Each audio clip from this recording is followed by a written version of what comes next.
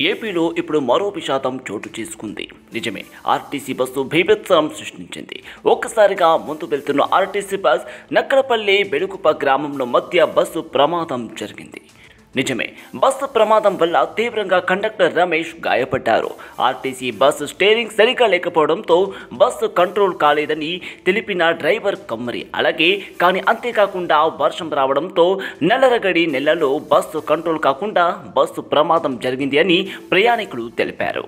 RTC bus steering fail కావడం వల్ల ఈ యొక్క ప్రమాదం జరిగిందని బస్సు కండక్టర్ తెలిపారు. కానీ స్థానికులు వెంటనే అప్రమత్తమైన గాయపడిన వారిని ప్రభుత్వ ఆసుపత్రికి తరలించారు కూడా. అనంతపురంలో బోల్తా పడిన ఆర్టీసీ బస్సు ఈ యొక్క ఘటనలో పలువురు ప్రయాణికులు మరియు కండక్టర్ తీవ్రంగా గాయపడ్డారు కూడా. కానీ బెలుగుప మండలం నక్కలపల్లి గ్రామంలో ఈ యొక్క దురంతం జరిగింది.